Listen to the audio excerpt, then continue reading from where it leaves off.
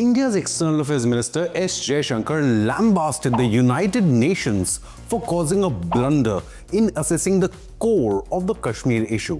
He exposed how the United Nations has turned a blind eye on Pakistan's illegal and unannounced invasion into Indian territory in POK for nearly 8 decades now.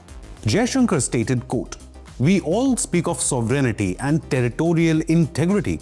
It's a bedrock of global rules.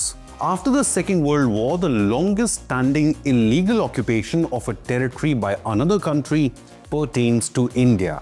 What we saw in Kashmir," unquote. In 1947, after the partition of India, the ruler of Jammu and Kashmir, Maharaja Hari Singh, lawfully acceded to India. Thus, entire Kashmir legally became Indian territory. However, rattled by Jammu and Kashmir joining India and without warning, Pakistan first sent guerrilla warriors and then its own army into Kashmir. India stopped the Pakistani invasion midway and retained most of the Kashmir Valley, including the capital Srinagar. However, before the UN intervention, Pakistan had occupied Gilgit and Baltistan, what today is known as Pakistan Occupied Kashmir. But what was even more shocking was the response of the United Nations to this Pakistani invasion. As Jaishankar explains, quote, "We went to the UN. What was an invasion was made into a dispute. The attacker and the victim were put on par," unquote. Jaishankar also named the powers in the UN back then in 1940s who were responsible for turning a blind eye to this invasion to suit their own agendas. Now is the time for these players to correct this historical blunder. The EAM stated, quote, "Who were the culpable parties? UK, Canada, Belgium, Australia and USA. So pardon me, but I have some question marks on that one," unquote. Indian Prime Minister Narendra Modi recently revealed in a podcast how every effort made by New Delhi towards peace was met with hostility from Pakistan. New Delhi now believes the only solution to the Kashmir issue is for Islamabad to end its illegal occupation of Pakistan Occupied Kashmir. MEA spokesperson Randhir Jaiswal added, quote, "The world knows that the real issue is Pakistan's active promotion and sponsorship of cross-border terror. In fact, this is the biggest roadblock to peace and security in the region. Instead of spreading lies, Pakistan should vacate Indian territory under its illegal and forcible occupation," unquote. Jaishankar's recent comments came at the Thrones and Thorns Defending the Integrity of Nations at the Raisina Dialogue on March 18th. However, just a few days ago, speaking in London, Jaishankar had also touched upon the Kashmir issue, stating, quote, "I think the part we are waiting for is the return of the stolen part of Kashmir, which is on illegal Pakistani occupation. When that's done, I assure you, Kashmir is solved," unquote. Jaishankar has slammed the United Nations for selective application of global rules on issues about sovereignty and territorial integrity.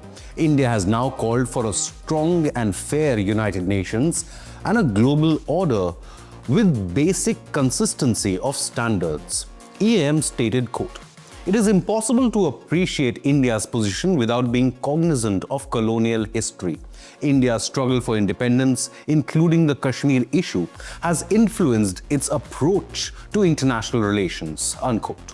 Kashmir's history is entwined with India's for centuries before 1947. In fact, the name Kashmir is said to be derived from ancient Hindu sage Rishi Kashyap. Kashmir is even mentioned in the Indian epic Mahabharata, which dates back thousands of years before Pakistan even came into existence. So the first step towards any solution to the Kashmir problem is for Pakistan to vacate the occupied land before any peace process can begin. Pakistan Occupied Kashmir often witnesses widespread protests against Islamabad, as the region has been ignored by the regime. In fact, Indian Defense Minister Rajnath Singh on the 8th of March this year predicted that Pakistan Occupied Kashmir, or POK, will itself seek to merge with India in the future. He asserted, quote, India's stature has grown on the world stage and people of POK have started feeling that their development lies in joining a country like India. People of the region will force Pakistan to assimilate into India, unquote. After the abrogation of Article 370, Kashmir's special status, the Indian government has been unlocking the region's true potential by transforming it into a hub of opportunity and infrastructure development. Prime Minister Narendra Modi is backing Kashmir's growth by pouring in trillions of rupees in infra development and upgradation. For instance, the strategically located Zojila tunnel is 14 km long and is slated to become Asia's highest altitude tunnel, reducing travel time between Srinagar and Leh by 3.5 hours. The region received its first budget in 7 years as Chief Minister Omar Abdullah unwrapped growth boosters for the region. Data submitted ahead of the budget showed Jammu and Kashmir recorded fractionally higher growth and lower unemployment in the years since 2019, as Jammu and Kashmir's economy expanded from 1,64,000 crore rupees in 2019-2020 to 2,45,000 crore rupees in 2023-24. According to the 2025 Economic Survey report tabled in the Jammu and Kashmir Assembly, the unemployment rate has also dropped to 6.1% in 2023-24 from 6.7% back in 2019-2020. For the first time in nearly a decade, Kashmir went to polls in 47 assembly seats, long marred by violence and cross-border terror. The Congress and National Conference Alliance got the majority, with the BJP also having an impressive showing. Kashmir has now opened its doors for international events in an ambitious step to give the state a global recognition. The Indian government decided to hold a G20 summit in Kashmir in 2023. Over 60 delegates from G20 nations attended this event and witnessed first-hand account of the changing situation on the ground. Srinagar then hosted the World Craft Council's 60th Jubilee in November last year, aiming to promote the valley's rich craftsmanship and cultural heritage on a global platform. On the banks of the world-famous Dal Lake, 15 WCC delegates from diverse nations met Kashmiri artisans, positioning the region as a global hub for excellence. Pakistan, of course, is rattled with Kashmir's rapid development. It continues with its reign of terror in the region, as LOC witnessed a major surge in violent skirmishes and hostile activities. On the 14th of February, Pakistani army personnel violated the ceasefire by resorting to unprovoked firing on Indian posts located in the Poonch district of Jammu and Kashmir. The officials claimed that the attack prompted a befitting response from the Indian army, which resulted in heavy casualties among enemy forces.